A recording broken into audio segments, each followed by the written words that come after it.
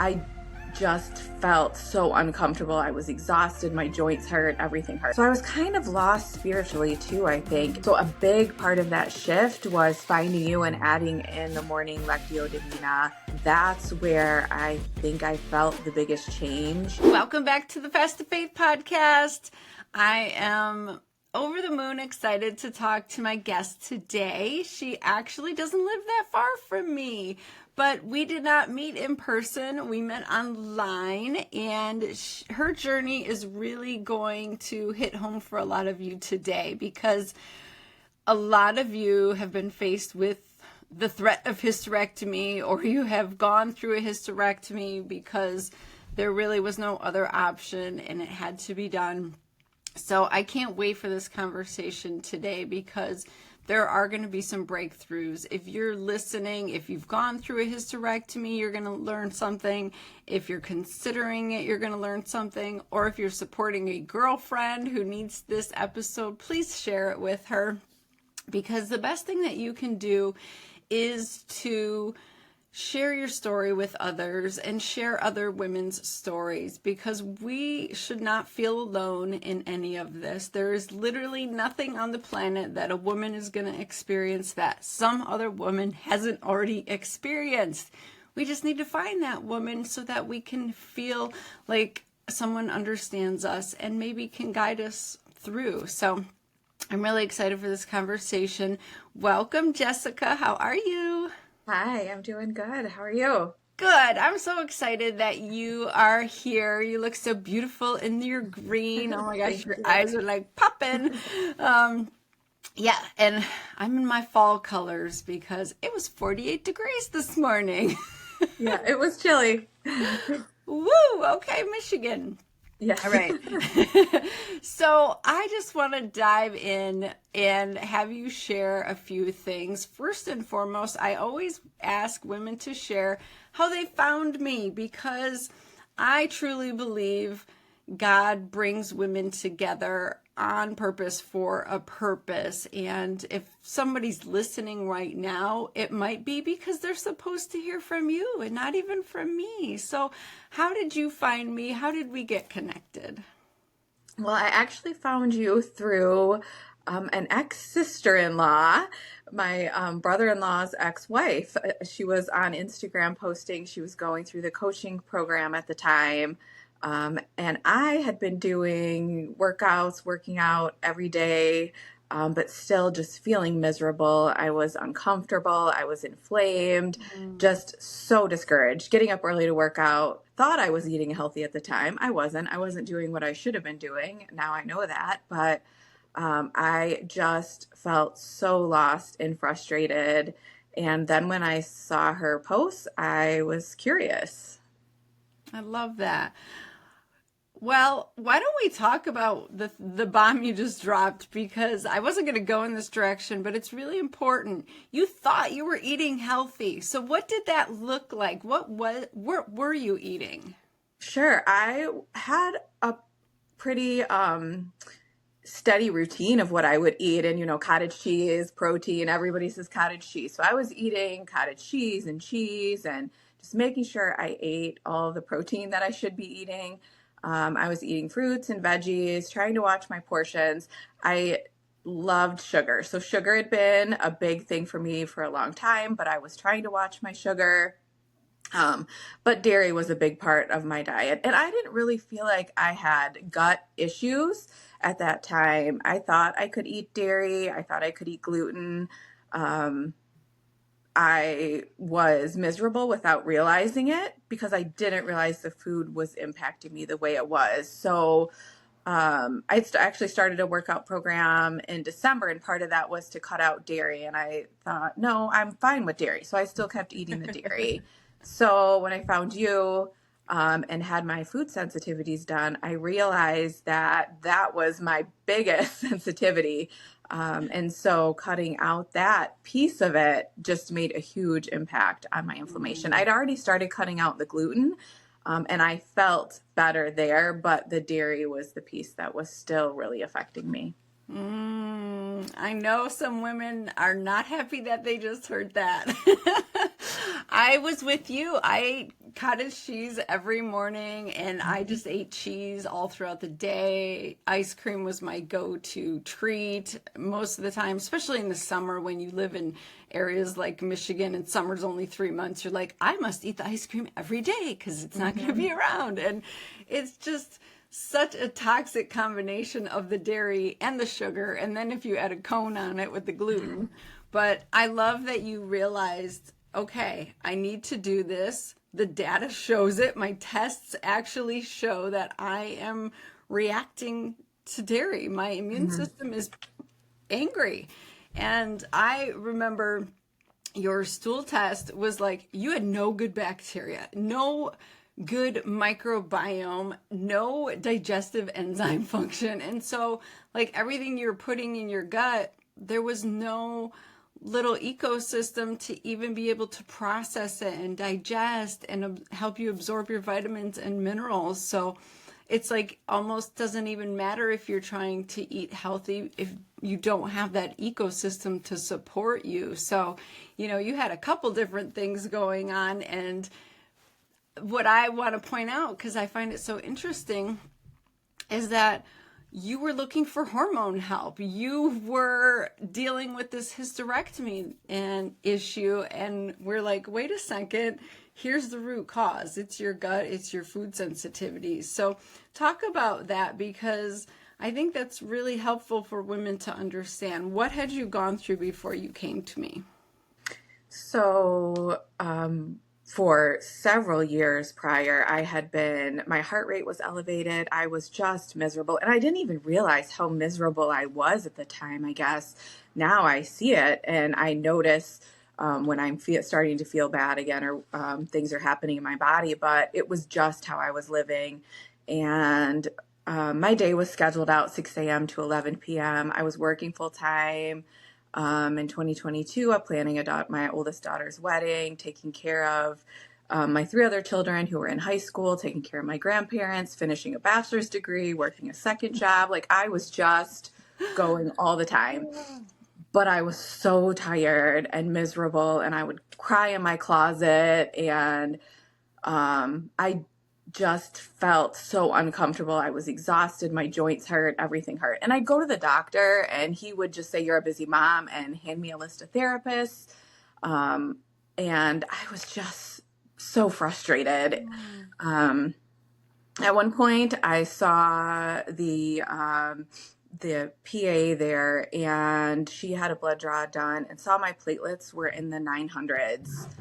And so she sent me to a hematologist. I met with him, and they at that time said that I was anemic. I had been having very heavy periods and irregular, and where I didn't even want to leave the house. I hated going to work. I would bring extra changes of clothes. Like, it was miserable, but I didn't realize that that was affecting my iron in the way that it was either. That's when I met with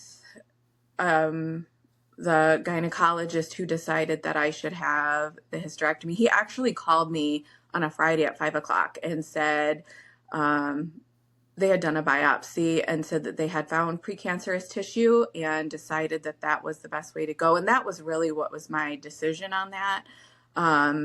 Between that and the platelets, the numbers were kind of scary there. So decided to go forward, and that was scheduled so fast within a few weeks. And in the meantime, I didn't know anybody, or nobody talked about having a hysterectomy and what they experienced. And I was YouTube everything I could find and how women felt after, what they were going through.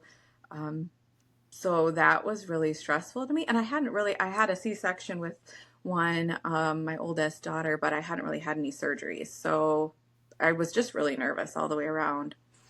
Yeah, I can imagine. I mean, that's a big decision. Not only is it major surgery, you're put to sleep, you have that big recovery, lots of restrictions for 6 weeks at least. But for some women, it feels a little bit like their female identity, and like, I know I don't want to have more kids, but now I don't have the ability to have kids. Like, that's just a weird feeling, a weird thought. I remember going through that when they asked if I wanted my tubes tied. You know, I was, I think 39 or 38 at that point, and I was just like, I know I don't want to have kids, but that seems like so drastic. And Hmm. so we play all these things in our head and we feel all sorts of ways. Some of us feel sadness and grief or frustration or anger or shame, and so you work through it, you make a decision, and you're like, okay, I'm good. And for some women, everything goes smoothly, and it really is an answer that they needed, and everything kind of shifts and stabilizes after that. But for a lot of women, what we see is that there was a deeper root cause issue going on driving the reason that you needed the hysterectomy. And because that wasn't taken care of, then it just pops up in other ways after the hysterectomy. Like, you got rid of the bleeding problem, but now you got new problems. And the truth is, when we leave ovaries behind, we can compromise the blood flow to the ovaries, or traumatize them enough that sometimes they start to go into early menopause, or they just, that little factory wants to shut down and no longer ovulate and produce progesterone every month. So did you feel good after the hysterectomy for a while, or not really? Not really. And it's not that I felt bad. I just was in a really bad spot. I was frustrated because it took longer than I thought to get back into working out. Mm, My core, it took so much longer than I thought, and I'd been used to working out every day. So I was frustrated with that. And now thinking about it, I think that probably impacted me mentally too, because I was yeah. just in the lowest spot I've ever been. That was, so surgery was in October. In May, my daughter had a surprise party for me, birthday party, for my 45th birthday, the May after. And I just cried. Like, I was so miserable, and I should have been happy. And I just wasn't in a place to be happy right then. And it took a lot for me through the year to get to that point. Yeah, I can imagine. If you're not, if you go from working out regularly to not being able to work out, like for most women, that's like taking out the mental trash. That's how we empty the garbage out of our brain, is working out. And so all of that starts to just pile up in your mind, and you just feel overwhelmed and anxiety or depression. And so that is definitely something to consider if you are going into surgery. Like, that's a real thing. And I just want to mention really quickly that I have a post-op recovery guide if you are facing surgery, because there are some things that your gynecologist probably doesn't tell you that will significantly improve your recovery. I promise you that it's really important how we handle our gut health after surgery, focusing on our bowel movements, walking in, and how to re-engage in activities and things like that. So that's all in the guide. If you need it, it's in the notes. But you eventually found me, and you were struggling with this hormone imbalance. Lo and behold, you really weren't making any progesterone. And so that was part of, well, why you were feeling so down. So I'm glad that you did the Healthy Her program, because you dove in, you got the food sensitivity, you got the gut test, we got your hormones back into balance a little bit. Tell me what that shift started to feel like for you when you made these changes. Oh my goodness. So November, Thanksgiving last year, I'd seen a picture of myself, and my face, I just cried. My face was so inflamed. And so as I started to make the changes, and probably the biggest shift for me was, at that time, I didn't really have a relationship with God. I had taught Sunday school. I'd been very involved in my church for years, and we'd kind of stepped away from that a bit. And so I was kind of lost spiritually too, I think. And so a big part of that shift was finding you and adding in the morning Lectio Divina. That's where I think I felt the biggest change. And then from there, adding in the food changes and the working out and listening to my body with working out. I think I was working out too hard for what I should have been, or working out the wrong way. And so now knowing that, so now feeling that shift in my body and knowing when to rest. I didn't rest. I didn't know how to rest. And so making sure I'm getting my sleep, that's big too. So I feel like a completely different person all the way around. Oh my gosh, that is the goodness of God. I love that so much. Like my girlfriend Kirsten says, soul work before body work. Your soul needed to be heard. It was trying to call out to you. And I love that God brought you to me, because you did need Lectio Divina. I too find it so powerful. Like when I stumbled upon this practice of just meditating on a scripture as a way to talk to God, it really did change everything for me too. Like I started to have so much clarity and see all my busyness, and like, wait a second, like when you listed at the beginning of the episode everything you were doing, like that's insane.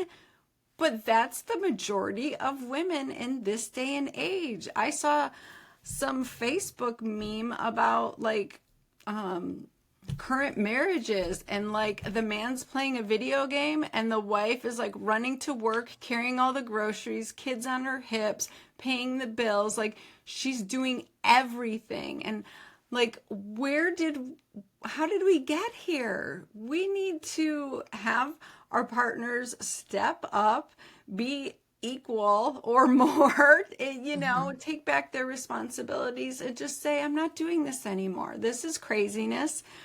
And so I'm really proud of you for not giving up hope, for continuing to search out and not be afraid. Well, maybe you were afraid, but for actually stepping in and just trying one more time, because that's what I hear from a lot of women. We just completed our 5-day online summit, and so many women are like, I'm afraid to try again. I'm going to fail. Can you speak to that a little bit? I think for me, it was knowing that even if I didn't get all the pieces right, 1%, I tell myself, if I do 1% better, it'll be better than I am now with how I'm feeling and doing. So just adding in the little pieces. And even if you can't jump fully into everything, just slowly start to add it in and make the changes. Speaking back to marriage, my husband's been amazingly supportive.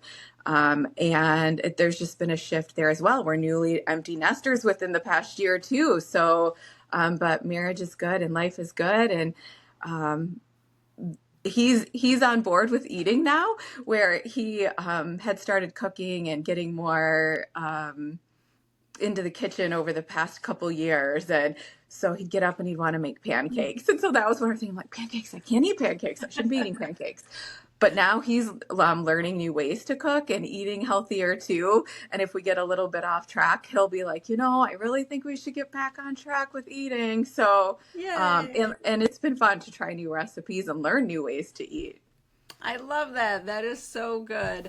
I was listening to Taylor Welsh the other day. He is in the business space, but he also teaches on Christianity. And he was talking about how failure is not failing. It's just lessons. And every time you fail, you get rid of one more possibility so that you're actually closer to your success. Because when you first start out, you have all these options of like, what do I need to be successful? I could do this, this, this, and this.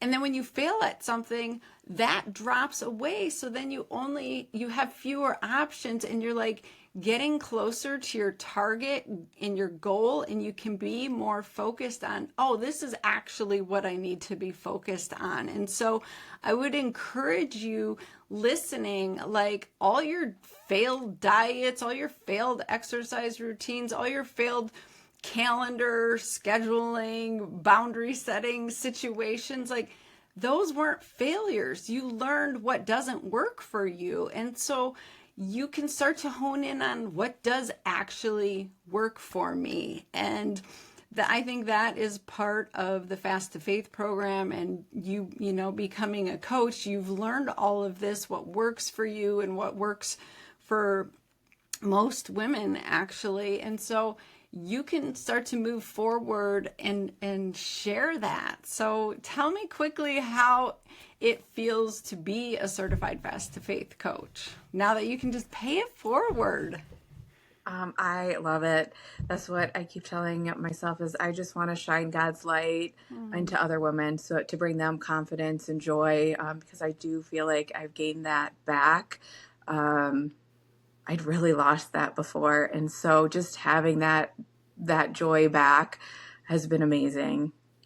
Oh my gosh. I love that so much. And thank you for being honest. Like, I was in church. I was teaching Sunday school. I was going through the motions. I was in the community that I was supposed to be in, or so I thought. But you really weren't having that relationship. You weren't handing things over to Jesus every morning and putting it at his feet and saying, like, I need your help. I actually can't do this without you. Please guide me. Please pick me up. Please carry me. And there's so much power in our weakness. That's what the Bible says. Like, your strength comes from his strength, and that's from handing over your weakness. So I'm so excited for you, and I just love your story. I'm in awe of everything that you've gone through, and I can't even wait to see what you do next. Give me a vision of 2026. What does life look like? Oh my goodness. I don't know. That's a fun question. I just want to keep plugging in and growing. We're going to be grandparents next year for the first time. So my Congratulations. oldest It's the daughter's best. I expecting. promise So you. we're so excited and looking forward to that. And that's a big thing that I just keep thinking about for next year, because it's going to be a huge milestone in our life. But I just want to keep plugging in and keep moving forward with Lectio Divina and sharing with other women. Oh, I love that. You are going to love being a grandma. It's the absolute best. Oh my gosh. Soak it up. Well, you are such a blessing. Do you have any last parting words that you really want to share with women? Like, lay it all on the table. I think Fast to Faith for me just brought everything together. I was pulling everything I could from different sources and listening to a little bit here and a little bit there. And there was just so much information overload, and I didn't know what to do. And I think I was just feeling even more lost because of that. And it just brought all of those pieces together for me to complete the puzzle that I needed to start feeling better. Yes, ladies, if you are doing programs that aren't incorporating Jesus, yeah, you're probably going to feel like you're coming up short, like there's something missing, because there really is. We're supposed to do life with Jesus. So thank you, Jessica. This was such an awesome conversation, and I know that you are blessing women. Thank you. So good. Ladies, please join us. Fast to Faith is a movement. It's a sisterhood community. It is everything you need, all packaged into one. It is transformational if you let it be. Like, the program works if you work it. That's what I always say. But you don't even have to be scared. You can just go on God's strength and not even worry about it. Just trust that he's got you. He brought you here on purpose, and he's going to help you get over the mountain, right? So I love it. Go have an incredible week, and I can't wait to hear about your breakthrough. So I'll see you soon.